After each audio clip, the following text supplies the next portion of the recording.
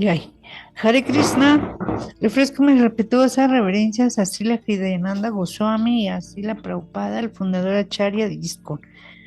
Comenzamos con la lectura del Srimad Bhagavatam, canto 7, capítulo 1. El Señor Supremo es ecuánime con todos. El rey Pariksit preguntó: mi querido Brahmana, la suprema personalidad de Dios Vishnu es el bienquerente de todos y por lo tanto es ecuánime y el objeto del amor de todos. ¿Por qué razón entonces mató a los enemigos de Indra y se puso de parte de éste, comportándose como un hombre corriente? ¿Cómo es posible que una persona ecuánime se ponga de parte de unos y en contra de otros? El Señor Vishnu, la suprema personalidad de Dios, es el manantial de todo placer. Por lo tanto, ¿qué beneficio podría obtener poniéndose de parte de los semidioses? ¿Qué interés satisfaría con ello? Si el Señor es trascendental, ¿qué razón entonces podría llevarle a temer a los asuras? ¿Por qué habría de tener envidia de ellos? Oh muy afortunado y erudito Brahmana, ahora tengo grandes dudas acerca de si Narayan es parcial o imparcial. Por favor, resuelve esta duda con pruebas evidentes de que Narayan es siempre neutral y ecuánime con todos. El gran sabio Sukadeva Goswami dijo: mi querido rey, me has planteado una pregunta excelente. A los devotos les son sumamente agradables las conversaciones acerca de las actividades del Señor, en que se trata también de las glorias de sus devotos. Esos maravillosos temas ponen fin a las miserias del modo de vida materialista. Por esa razón, grandes sabios de la talla de Narada comentan siempre el Srimad Bhagavatam, que nos brinda la oportunidad de escuchar y glorificar las maravillosas actividades del Señor. Antes de hablarte de las actividades del Señor Hari, ofrezco mis respetuosas reverencias a Srila Vyasadeva. La suprema personalidad de Dios Vishnu es siempre trascendental las cualidades materiales. Debido a ello, recibe el calificativo de nirguna, es decir, sin cualidades. Como es inaciente, no tiene un cuerpo material sujeto al apego y al odio. El Señor está siempre por encima de la existencia material, pero a pesar de ello, mediante su potencia espiritual, advino y actuó como un ser humano corriente, aceptando deberes y obligaciones como si fuera una alma condicionada. Mi querido rey Pariksit, todas las cualidades materiales, Sattva Guna, Rajoguna y Tamoguna, pertenecen al mundo material y no tienen el más mínimo contacto con la suprema personalidad de Dios. Esas tres gunas no pueden actuar aumentando o disminuyendo al mismo tiempo. Los sabios y semidioses florecen con el predominio de la modalidad de la bondad que el Señor Supremo ha infundido en ellos en abundancia. De manera similar, los devotos florecen con el predominio de la modalidad de la pasión, y cuando predomina la modalidad de la ignorancia, florecen los yakshas y rakshasas. La suprema personalidad de Dios está presente en el corazón de todos, impulsando las reacciones de Sattva Guna, Rajoguna y Tamo Guna. La personalidad de Dios, que es omnipresente, está situado en el corazón de todos los seres vivos, y un pensador experto puede percibir la mayor o menor intensidad de su presencia, del mismo modo que se puede entender el fuego que contiene una cantidad de leña, el agua que contiene un cántaro o el aire que contiene una vasija. También se puede comprender si una entidad viviente es demonio o semidios. Si se estudian sus prácticas devocionales, el hombre reflexivo, al ver las acciones de una persona, puede comprender en qué medida goza del favor del Señor Supremo. La Suprema Personalidad de Dios crea los distintos tipos de cuerpo y ofrece a cada entidad viviente un cuerpo determinado conforme a su carácter y sus actividades fruitivas. En ese entonces el Señor hace revivir todas las cualidades de la naturaleza material, modalidad de la bondad, de la pasión y de la ignorancia, y en la forma de la superalma entra en cada cuerpo y ejerce influencias en las cualidades de la creación, el mantenimiento y la aniquilación, valiéndose de Sattva Guna para mantener, de Rayo Guna para crear y de Tamo Guna para aniquilar. El gran rey, la suprema personalidad de Dios, que es el controlador de las energías material y espiritual, y que es ciertamente el creador de todo el cosmos, crea el factor tiempo para permitir que la energía material y la entidad viviente actúen dentro de los límites del tiempo. Así pues, la personalidad suprema nunca está bajo la influencia del factor tiempo ni de la energía material. Oh Rey, el factor tiempo realza la modalidad de Sattva Guna. Así el Señor Supremo, a pesar de ser el controlador, favorece a los semidioses que en su mayor parte están situados en el plano de Sattva Guna, y de este modo los demonios que están bajo la influencia de Tamo Guna son aniquilados. El Señor Supremo induce al factor tiempo a actuar de distintas maneras, pero nunca es parcial. Sus actividades, por el contrario, son gloriosas. Por ello recibe el nombre de Urusrava. Oh Rey, hace tiempo, durante la celebración del sacrificio Rajasuya de Maharaj Yudhishthir, el gran sabio Narada contestó a una pregunta suya, narrando episodios históricos que muestran que la Suprema Personalidad de Dios siempre es imparcial, incluso cuando mata demonios. Narada dio un ejemplo muy claro al respecto.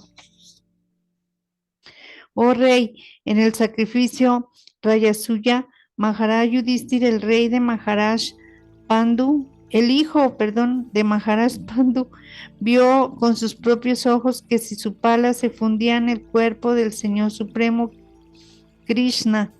Lleno de asombro, preguntó al gran sabio Narada, que estaba también allí, por la razón de aquel suceso. Todos los sabios presentes escucharon su pregunta. Maharaj Yudhishthir preguntó: es muy asombroso que el demonio sin su pala se haya fundido en el cuerpo de la Suprema Personalidad de Dios, a pesar de lo terriblemente envidioso que era.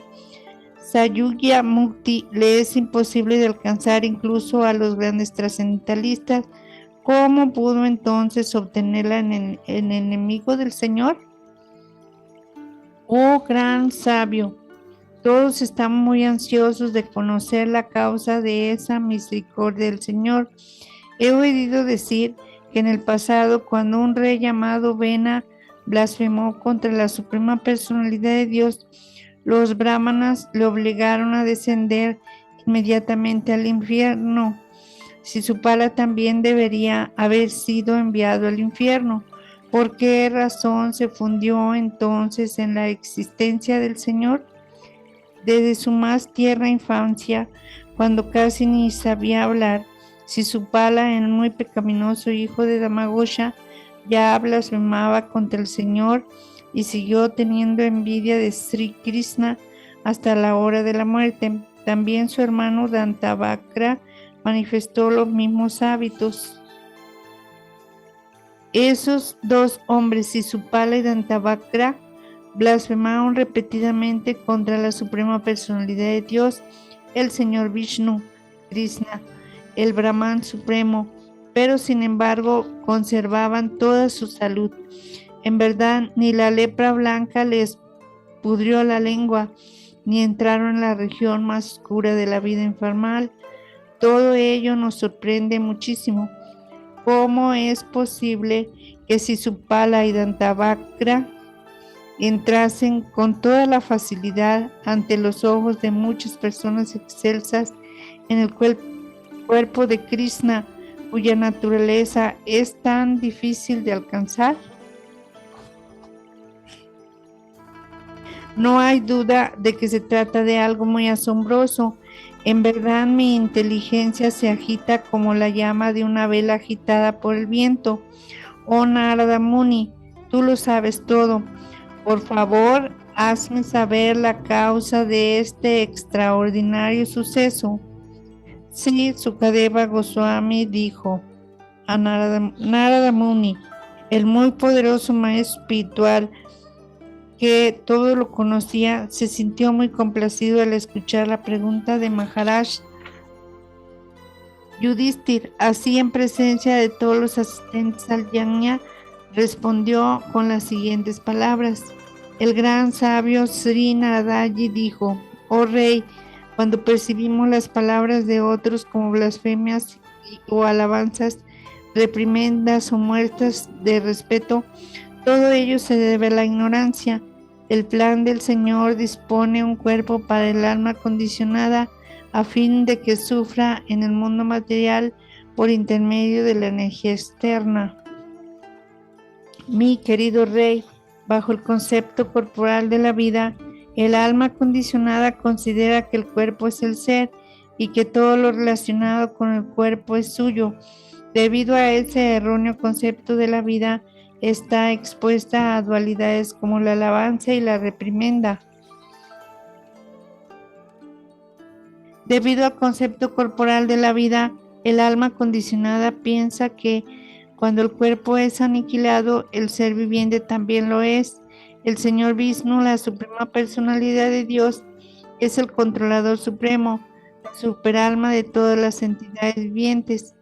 Debido a que no tiene cuerpo material, está libre del falso concepto de yo y lo mío. Por lo tanto, la idea de que él siente placer o dolor cuando blasfeman contra él o le ofrecen oraciones no es correcta. En él eso es imposible, de modo que no tiene ni amigos ni enemigos. Cuando castiga a los demonios es por el bien, y cuando acepta las oraciones de los devotos también es por su bien, y a él no le afectan ni las oraciones ni las blasfemias. Por lo tanto, cuando el alma condicionada concentra su mente en el Señor, su actitud de enemistados, de servicio devocional, de temor, de cariño o de lujuria no influye en el resultado de su concentración, pues al Señor, debido a su posición bienaventurada, nunca le afecta la envidia, la amistad ni ninguno de los rasgos mencionados, ya bien se manifiesten en conjunto o aisladamente.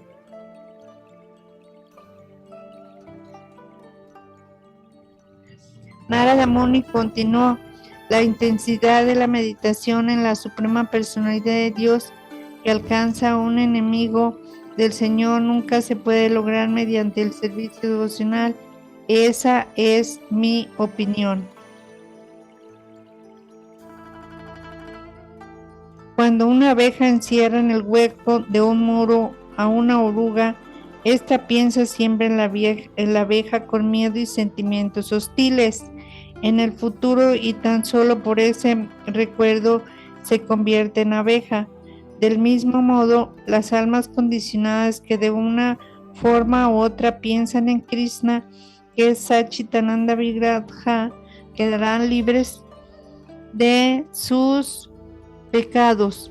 Por pensar constantemente en él, volverán a sus cuerpos espirituales, tanto si le consideran enemigo como si le tienen por Señor adorable. Son muchísimas las personas que han alcanzado la liberación por el simple hecho de pensar en Krishna con gran atención y abandonar las actividades pecaminosas. Esa gran atención puede deberse a deseos lujuriosos, sentimientos hostiles, temor, afecto o servicio devocional. Ahora explicaré cómo se recibe la misericordia de Krishna por el simple hecho de concentrar la mente en él. Mi querido rey Yudhishthir, las gopis, por sus deseos lujuriosos, han obtenido la misericordia de Krishna. Kamsa la obtuvo por el miedo que sentía. Sisupala y otros reyes por su envidia, los Yadus por su relación familiar con Krishna, ustedes los Pándavas por el gran afecto que sienten por él, y nosotros los devotos en general, pues por nuestro servicio devocional. De un modo u otro debemos considerar la forma de Krishna con gran seriedad. Entonces, por medio de uno de los 5 procesos que antes mencioné, podremos regresar al hogar, de vuelta a Dios. Sin embargo, los ateos como el rey Vena no pueden pensar en la forma de Krishna por ninguno de esos procedimientos y no alcanzan la salvación. Por consiguiente, debemos hacer todo lo posible por pensar en Krishna, sea como amigo o como enemigo.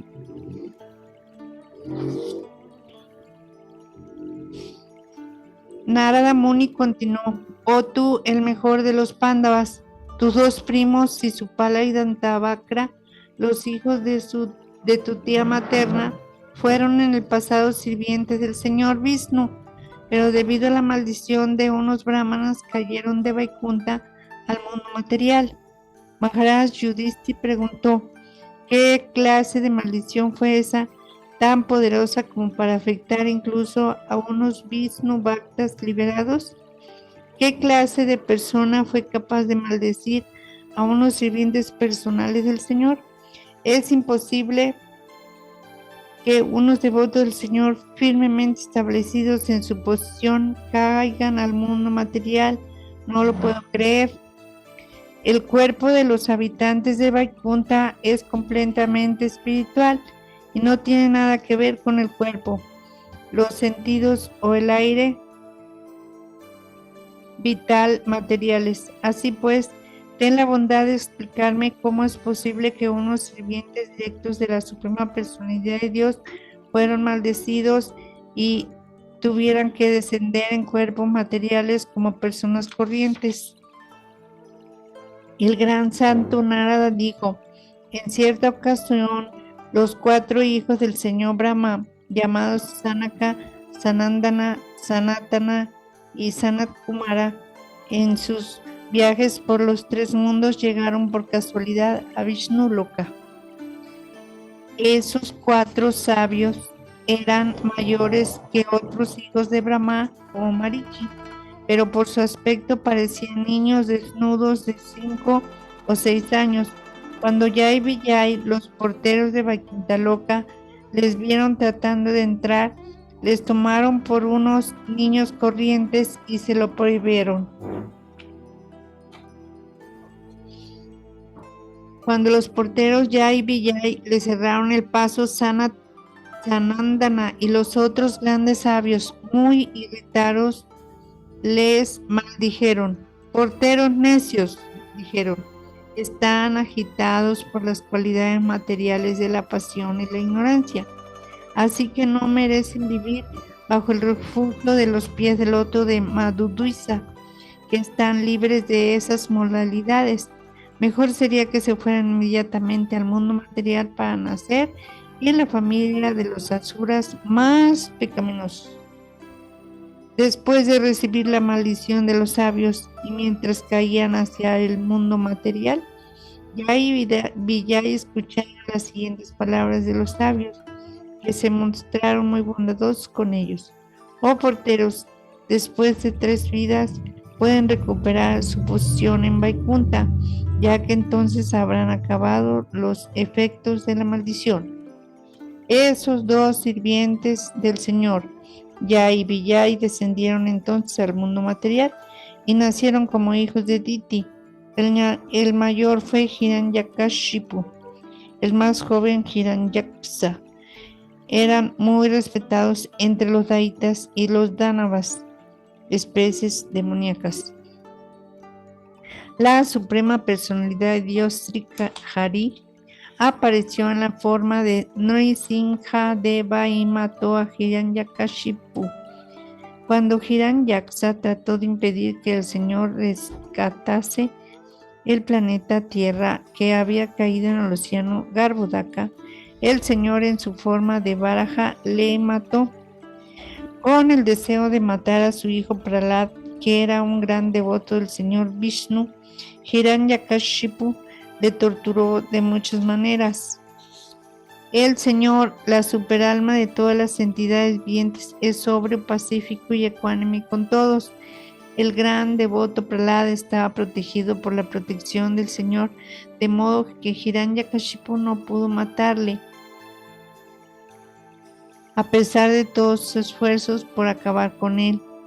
A continuación, los mismos Jai y Vijay, los dos porteros del Señor Vishnu, nacieron como Ravana y Kumbhakarna, engendrados por Vishrava en el vientre de Keshini.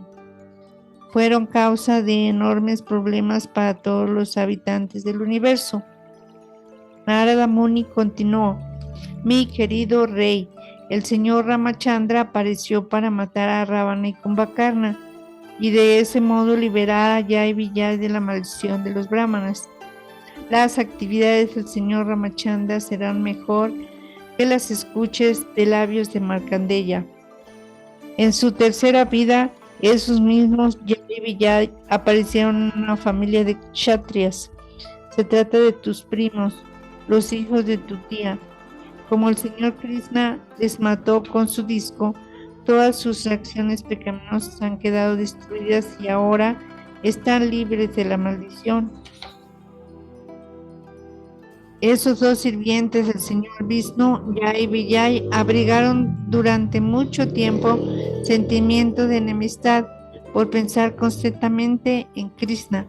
Con esa actitud obtuvieron de nuevo el refugio del Señor y regresaron al lugar de vuelta a Dios.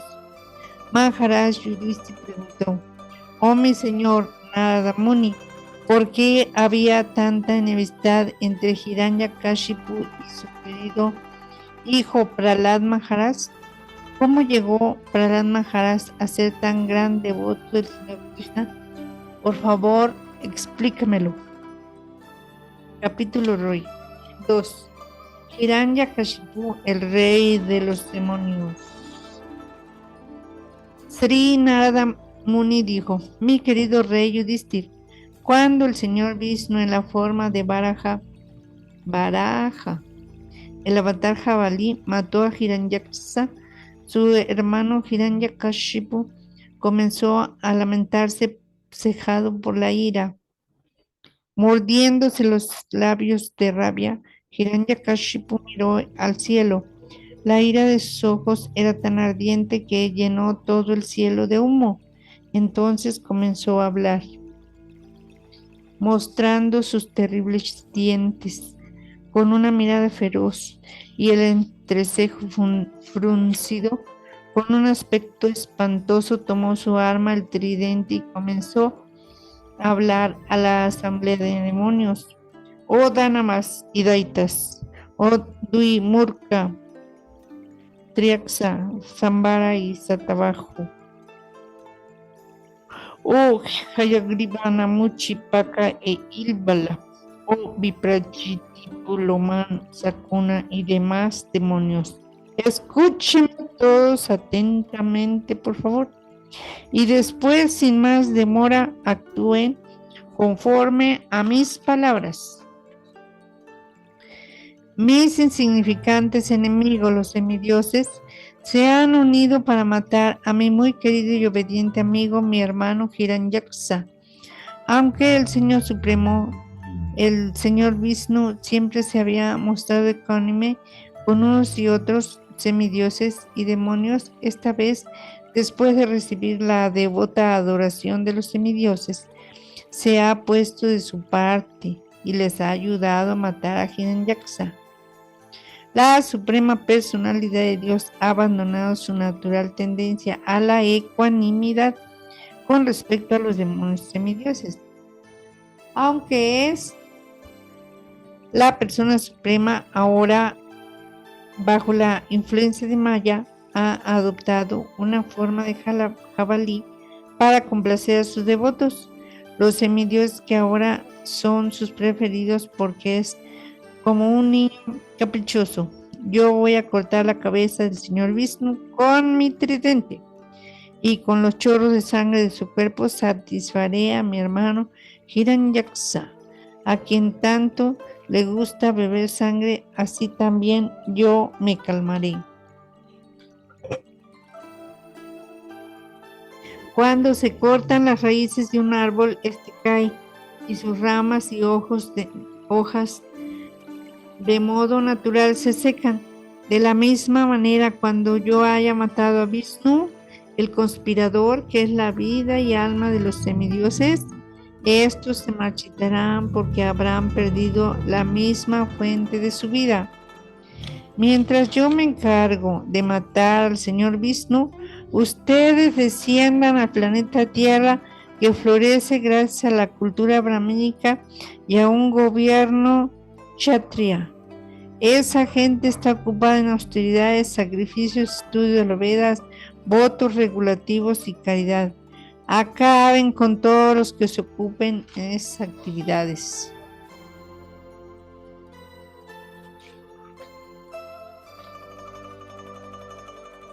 El principio básico de la cultura brahmínica es satisfacer al señor Vishnu, la personificación de los rituales y ceremonias de sacrificio.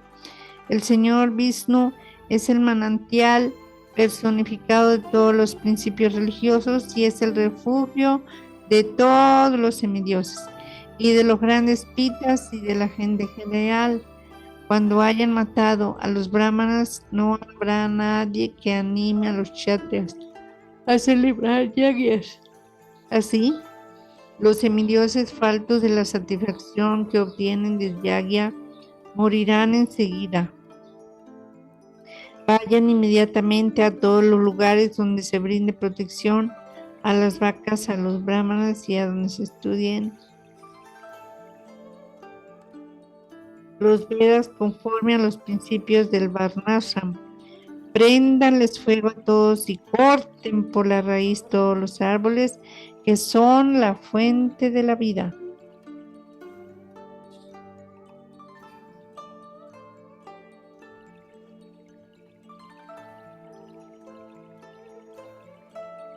De este modo, los demonios aficionados a causar desastres se tomaron sobre sus cabezas con gran respeto las instrucciones de Hiranyakashipu y le ofrecieron reverencias. Siguiendo sus órdenes, realizaron actividades llenas de envidia en contra de todos los seres vivos. Los demonios incendiaron las ciudades, aldeas, campos de pastoreo, establos de vacas, jardines, huertos, sembrados y bosques naturales. Quemaron las ermitas de las personas santas, de las mismas importantes que producían metales preciosos, los lugares en que vivían los agricultores, las aldeas de montañas y las aldeas de los pastores dedicados a la protección de las vacas. También quemaron las capitales del gobierno.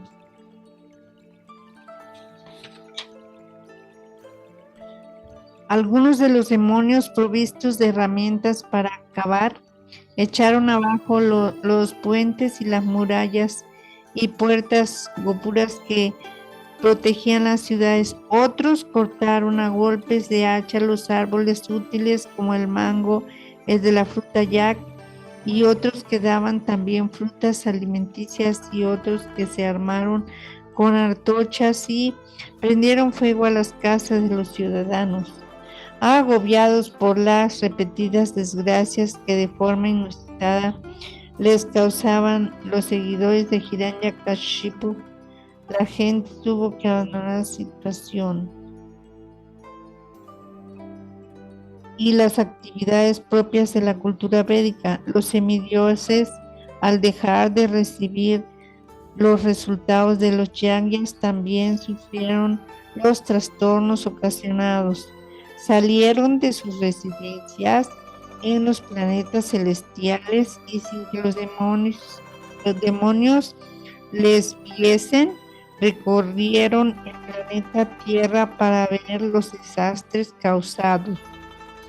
Tras observar las ceremonias rituales por la muerte de su hermano, Hiranyakashipu, que sentía un enorme dolor, trató de calmar a sus sobrinos. Oh rey, Hiranyakashipu era un gran político y a pesar de que estaba extremadamente iracundo, supo cómo actuar conforme a la situación y el momento. Con dulces palabras se dispuso a tranquilizar a sus sobrinos Sakuni, Sambara, Dristi, Bhuta, Santapana, Brika, Kalanava, Mahanava, Harismasru y Utkacha. Consoló también a su cuñada Rushabanu, que era la madre de todos ellos, así como a Diti, su propia madre. Sus palabras fueron las siguientes.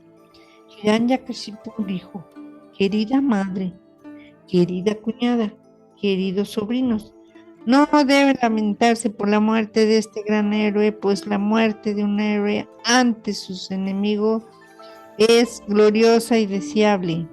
Mi querida madre, a veces muchos viajeros coinciden en un restaurante o en una fuente de agua fresca, pero después de beber, cada uno continúa rumbo a su propio destino. Del mismo modo, las entidades vivientes se reúnen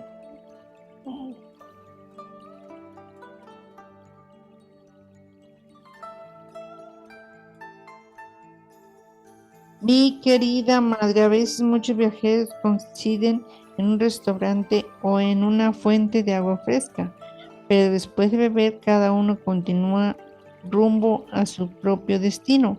Del mismo modo, las entidades vivientes se reúnen formando una familia y más tarde, como resultado de sus propias acciones, se separan para seguir cada uno hacia un destino diferente.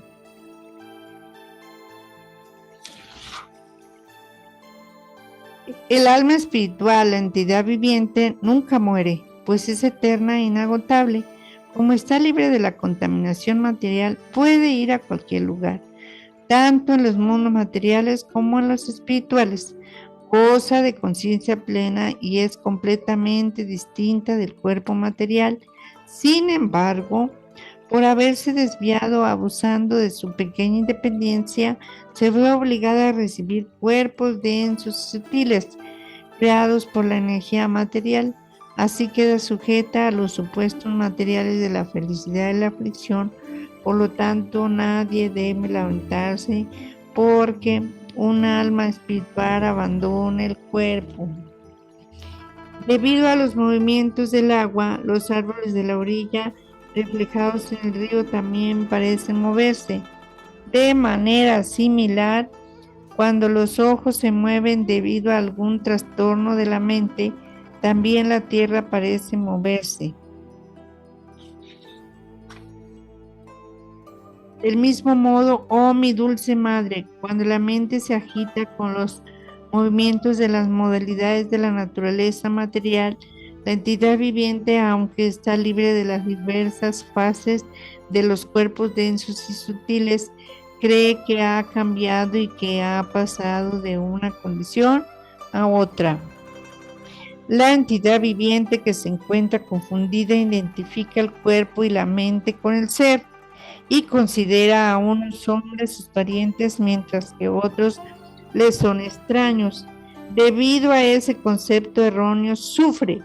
En verdad, la acumulación de esas ideas materiales inventadas es la causa del sufrimiento y de la supuesta felicidad del mundo material. En ese estado, el alma condicionada tiene que nacer en diversas especies y actuar con diversos tipos de conciencia, creando con ello nuevos cuerpos. Esa vida material continuada recibe el nombre de samsara. El nacimiento, la muerte, la lamentación, la necedad y la ansiedad se deben a esas consideraciones materiales. De ese modo, a veces llegamos a entender las cosas correctamente y a veces caemos de nuevo en una concepción equivocada de la vida. A este respecto hay una vieja historia que puede servir de ejemplo. La historia recoge las palabras de Yámaras ante las amistades de un difunto. Por favor, escúchenla atentamente. En el estado de Ushinara vivía un famoso rey, Suyagnya. Cuando cayó ante sus enemigos en una batalla, sus familiares se sentaron alrededor del cadáver y comenzaron a lamentar la muerte de su amigo. Con la enjollada armadura de oro destrozada, los adornos y collares de flores por el suelo, los cabellos sueltos y despeinados y los ojos sin brillo, el rey yacía muerto en el campo de batalla, con el cuerpo lleno de sangre y el corazón atravesado por las flechas del enemigo. En el momento de morir se había mordido los labios con el deseo de mostrar su valor y los dientes mantenían aún ese mismo gesto. Su hermosa cara de loto estaba ahora negra, cubierta con la tierra del campo de batalla y con los brazos rotos y seccionados todavía empuñaba su espada y demás armas. Cuando las esposas del rey de Ushinara vieron a su esposo que yacía en aquellas condiciones, comenzaron a llorar. Oh Señor, con tu muerte nos has matado a nosotras también. Repitiendo esas palabras una y otra vez, golpeándose el pecho, cayeron a los pies del rey muerto. Las reinas lloraban desconsoladas y sus lágrimas resbalaban por sus senos y enrojecían con el polvo de cúrcuma antes de caer a los pies del loto de su marido. Se les soltaron los cabellos, se les cayeron las alhajas y de ese modo comenzaron a lamentarse por la muerte de su esposo, con una actitud que despertaba la compasión en el corazón de los allí presentes. Oh Señor, la cruel providencia te ha llevado a un estado que se encuentra más allá del alcance de nuestra vista. Tú velaste por el sustento diario de los habitantes de Ushinara y supiste hacerles felices, pero ahora tu situación es la causa de su desdicha. Oh rey, oh héroe, tú fuiste un esposo muy agradecido, nuestro amigo más sincero. ¿Cómo vamos a vivir sin ti? Oh héroe, ahora sea que te estés dirigiendo, a donde sea que te estés dirigiendo, por favor, guíanos hacia allí, de manera que podamos seguir tus pasos y ocuparnos de nuevo en tu servicio. Déjanos ir contigo. Había llegado el momento de la cremación del cuerpo, pero las reinas no permitían que se lo llevasen y continuaban lamentándose por el cuerpo muerto que sostenían en sus regazos. Para entonces el sol había completado su recorrido y se ocultaba por el oeste. El llanto de las reinas que se lamentaban por el cuerpo del rey se oyó incluso en la morada de Yámaras, quien, adoptando una forma de niño, se acercó personalmente a los familiares del cuerpo muerto y les aconsejó con las siguientes palabras. Sri Yámaras dijo: ¡ay, qué asombroso!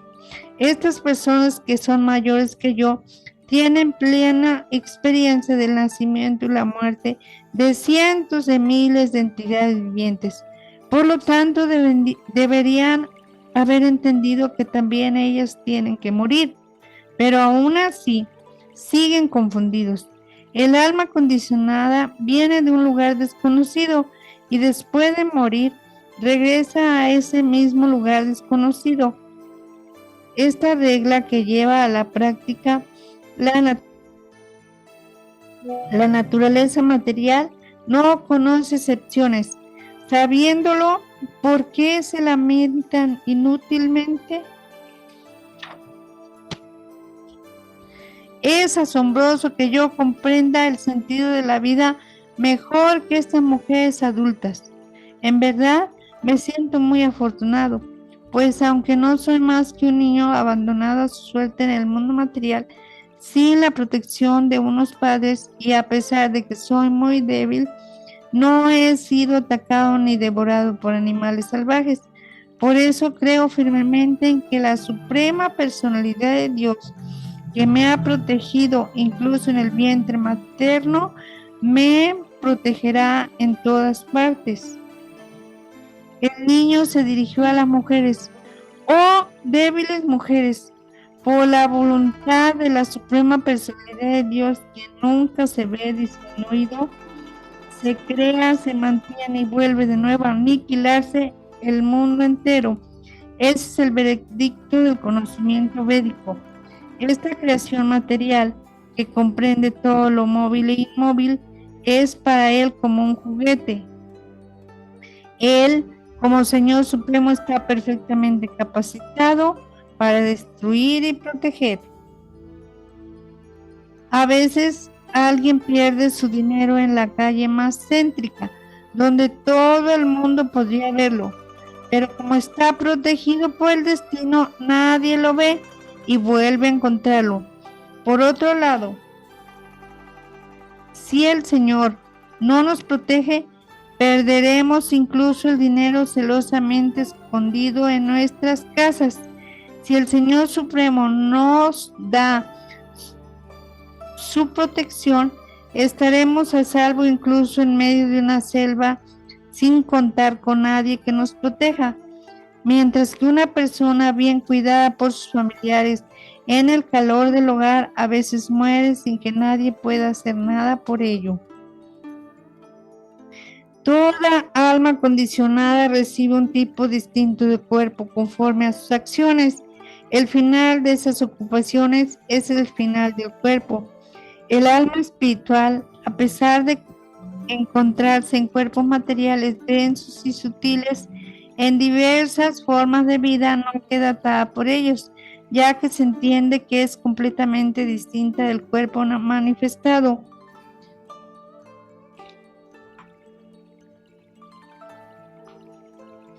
Un casado no es idéntico a su casa, pero se identifica con ella.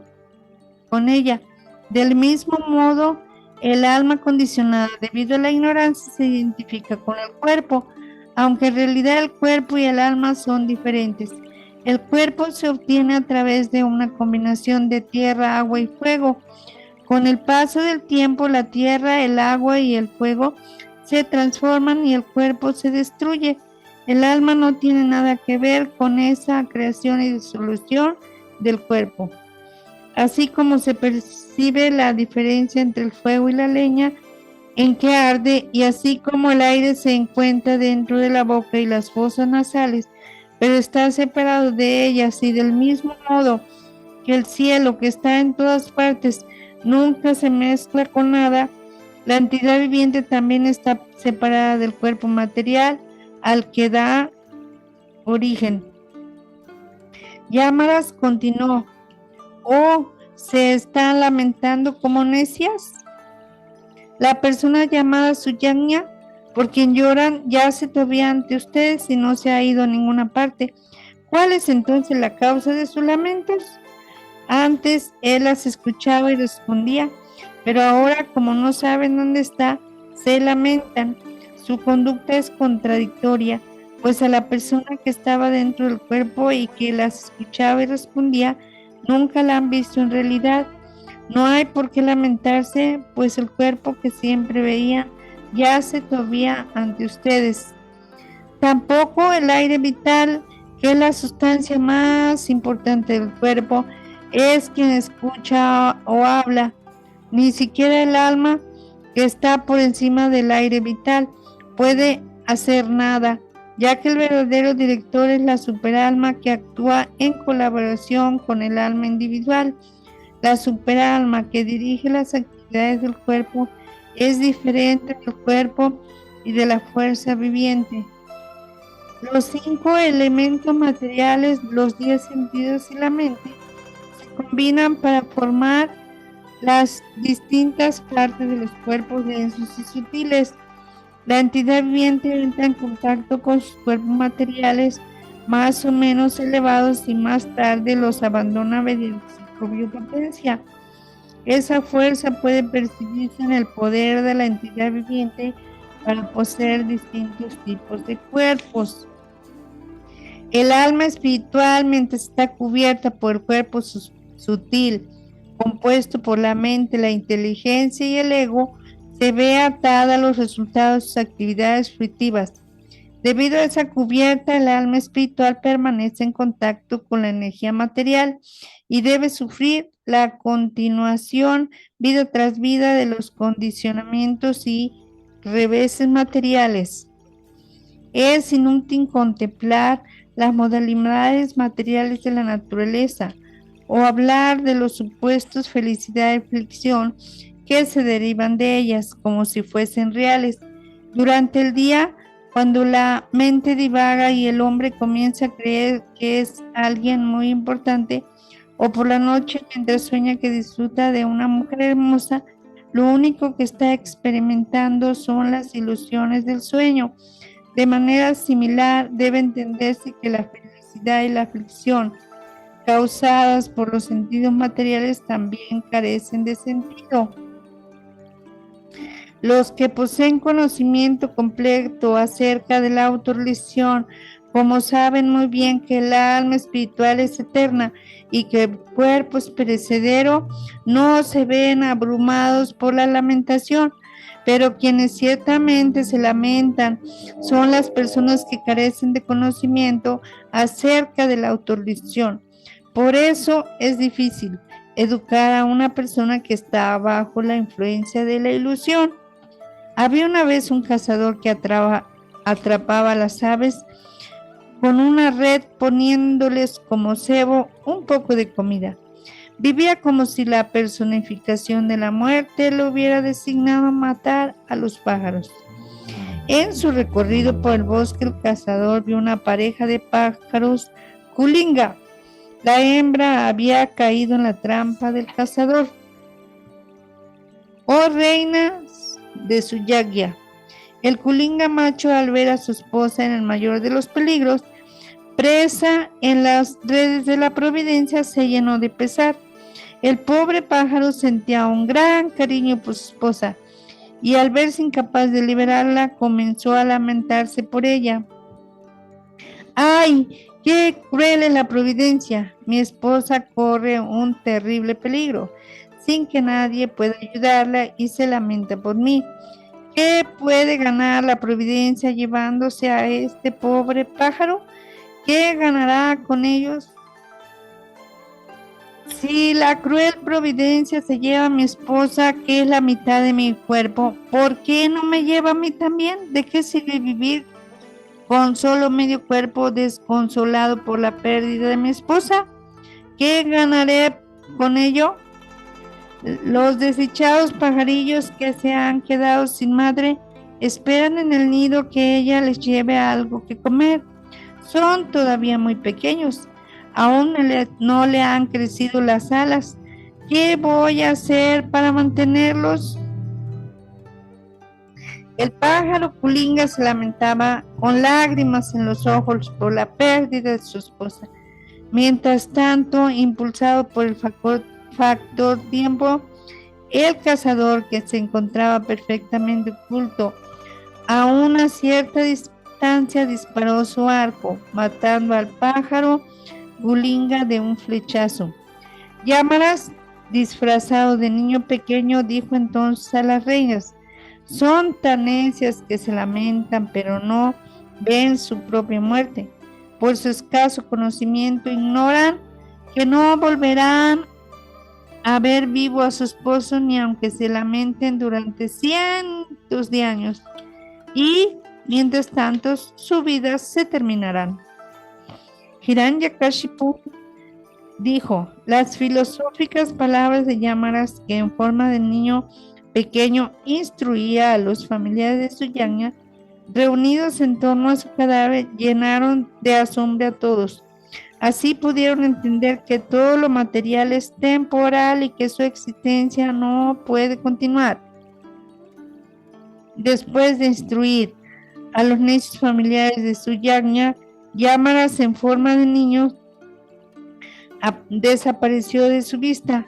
Entonces los familiares del rey celebraron las ceremonias funerarias rituales.